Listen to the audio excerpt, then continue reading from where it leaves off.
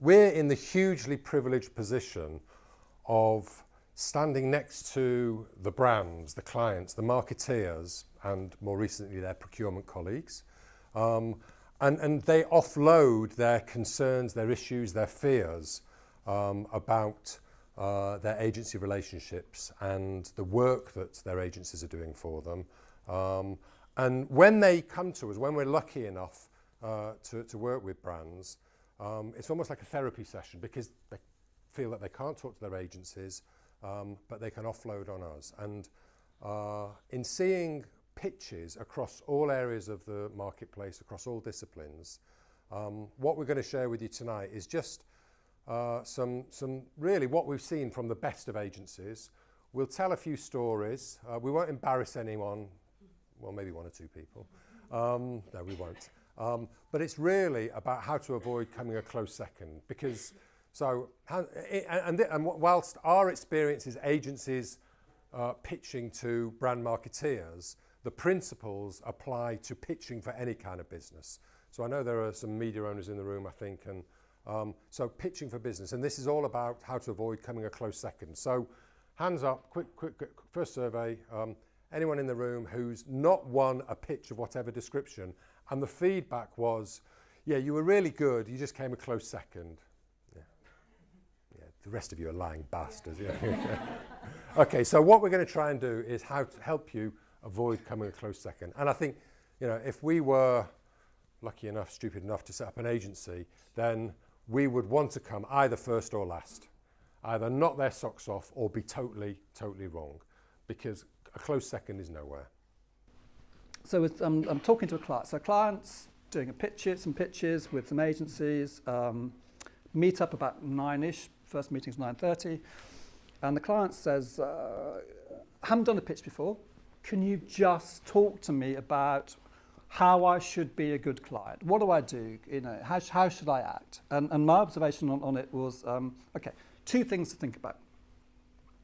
One, look interested. Sit forward and look engaged. And because if you sit back and do go on then impress me, then you tend to get all the agencies worried, etc. So sit forward, look interested. And the second one is say thank you.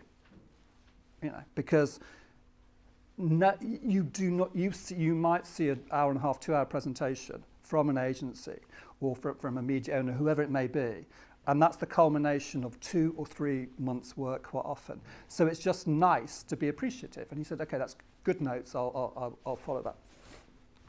So we go to the first presentation, and it's all right. I'm sitting there thinking, yeah, it's all right, it's okay. And clients, being very good and sort of, nodding along to everything they're saying. And I'm thinking, yeah, it's not too bad, whatever. And then we get to the end of the presentation, and the client literally leans forward, bangs his hands down, and he says, can I just say, wow? And I'm going, really? Okay, maybe I'm misjudging this. And he just went on. He said, that was unbelievable. The amount of work that you must have put into it the last 3 or 4 months, amazing. Just look at it. You're first up. You've already set the bar incredibly high. So can I just say a huge thank you? And I'm just sitting there thinking, okay, well, I may have lost my judgment here, but let's see. So we're walking out, and the client literally leans over and he goes, that was shit. And I go, oh. So I've now got an agency who are literally down the pub thinking, I don't know why anyone else is bothering, because we've basically cracked it. And that, I think, is part of the issue to Paul's observation on that coming a close second, because clients don't like to tell you bad news. They like to be liked. We always describe them as like people when you're trying to sell your house. They all go, "Ooh, nice curtains. I like what you've done there, whatever." And you think, brilliant, straight down the estate agent. They're just being polite, and that's why it's incredibly difficult sometimes for agencies or anybody to interpret whether that's good or bad, because they're just being nice and they're just being polite. The majority of agencies are brilliant at understanding their clients' audiences. where they don't spend enough time in our observation, our opinion, is understanding their own audiences. So the target audience of potential marketing directors, potential comms directors, whatever it may be. This is about understanding your target audience, because what agencies think is that words such as new, unique are good. Different is brilliant, isn't it? We're different because very dangerous words to use, because for a client, they're thinking, uh-oh, guinea pig, or so the way you think about it as an agency may be very different from the way the client looks at it, because then they're looking at de-risking quite often. So just be careful when you use words. Just be slightly careful that you're not using words that are going to alienate them. And again, just going through this whole thing of what agencies intend to say and what clients here are often totally different. So we had a brilliant example where agency presentation, we've won £30 million worth of business in the last 6 months. We are very proud to have taken on 5 new clients. Incredibly proud of this. Clients take out, you'll be too busy then, won't you? Conveyor belt. And so there, you are presenting something as success, and they are hearing something totally in reverse. So just thinking about how that client might receive it is hugely important. At the early stages, they're looking for reasons to exclude you. I think this is something that agencies often can't quite get their heads around. And for anybody in the room who is dedicated to new business, it is a hugely important role early on to be sort of anally, sort of scarily worried about absolutely everything, because a typo, a client will go, not interested, absolutely not interested. They'll look at all the different agencies that could do it, and they will take people out. We've had clients who will say, the binding wasn't right, or whatever it may be, because it's a reason to exclude somebody. And I think agencies sort of think it's more inclusive than that. Actually, it's not. Early stages, they want to get rid of you.